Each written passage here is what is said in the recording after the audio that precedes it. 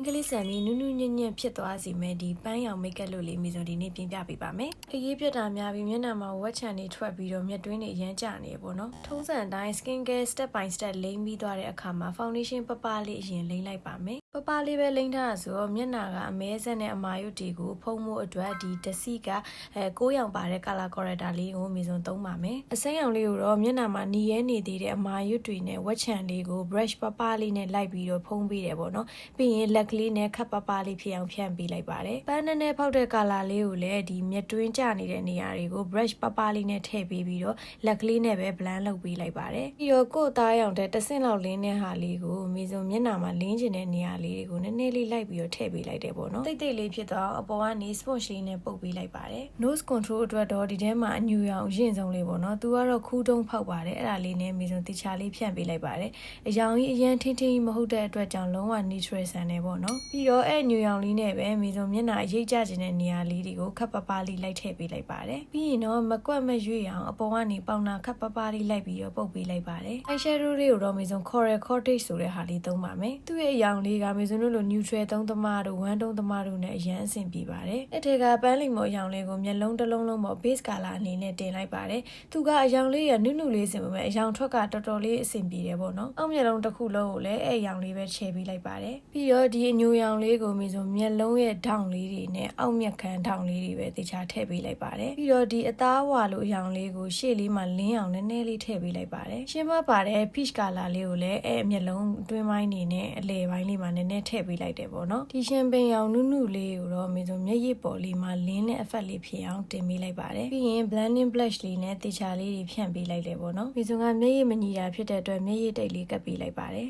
ပြီးရင်တော့ထုံးစံအတိုင်း water line ကို gel eyeliner လေးနဲ့ဆွဲပေးပြီးတော့ eyeliner ကိုကြတော့မြေစုံအညူရောင်လေးသုံးထားတယ်ပေါ့နော် eyeshadow ကအရောင်နုလေးတွေသုံးထားတာဖြစ်တဲ့အတွက် eyeliner ကိုလည်းမြေစုံအရောင်နုကိုမှနည်းနည်းခတ်ထင်းထင်းလေးဖြစ်အောင်ကြီးကြီးလေးဆွဲပေးထားပါတယ်ပြီးရင်တော့အရောင်နည်းနည်းနုတဲ့ gel eyeliner လေးနဲ့မျက်ရည်လေးဖော်ပြီးတော့ brush လေးနဲ့တေချာလေးဖြန့်ပေးလိုက်ပါတယ်ခုနကရှမ်းပင်ရောင် glitter လေးကိုပဲမျက်အိတ်ဖောင်းဖောင်းလေးဖြစ်အောင်ထည့်ပေးလိုက်ပါတယ်ပြီးရင်တော့ဒီဒစီကပဲ candy berry ဆိုတဲ့ပါးနီလေးသုံးပါမယ်အရောင်လေးကိုတွေ့ချင်းဝါမြေစုံလန့်သွားပါတော့မြေစုံအသားရောင်မှာပေါ်ပါမလားဆိုပြီးတော့စိုးရိမ်နေတာချဲကြည့်လိုက်တော့အရောင်ထွက်တော်တော်လေးကောင်းပါတယ်အရောင်လေးကတူမလို့နဲ့မတူဘူးပေါ့နော်မြေစုံချဲလိုက်တာတော့ peach ဘက်နည်းနည်းဖောက်တဲ့ပန်းရောင်လေးပါမိတ်ကပ်ကအရောင်နုနုလေးပြင်ထားဆိုတော့လေမျက်ခုံးမဲမဲဖြစ်သွားမှဆိုလို့ mascara လေးသုံးပြီးမှလိုအပ်တဲ့နေရာလေးကိုပန်ဆယ်လေးနဲ့ဆွဲပေးပါတယ်မျက်တောင်လေးတေချာကောက်ပြီးရင်တော့မျက်တောင်မွေးလေးရှိရှိလေးပုံစံဖြစ်စေတဲ့ mascara လေးသုံးလိုက်ပါတယ်ကဲဒါကတော့ကျွန်မရဲ့အကြိုက်ဆုံးပိုင်းရောက်ပါပြီမြေစုံမှာနှာခမ်း2ရောင်ရှိတယ်ပေါ့နော်ဒီပန်းခရမ်းရောင်လေးနဲ့အနီဖောက်တဲ့ cherry ရောင်လေးပါသူ့ရဲ့ packaging လေးကလေးအသေးပုံလေးနဲ့တော်တော်လေးချစ်စရာကောင်းပါတယ်ပြီးတော့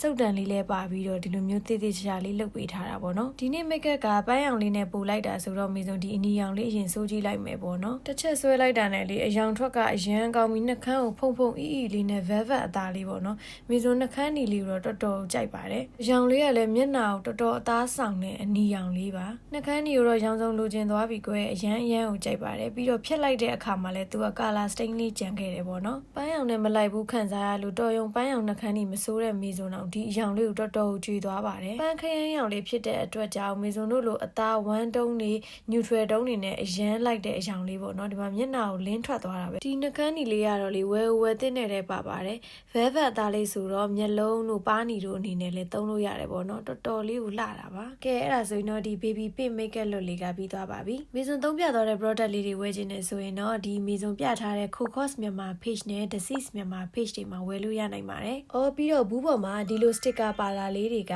Cocos ကတင်သွင်းထားတာမို့လို့ authentic ဖြစ်ကြောင်းပြောရင်းနဲ့ဒီနေ့တော့ဒီလောက်ပါပဲရှင် bye bye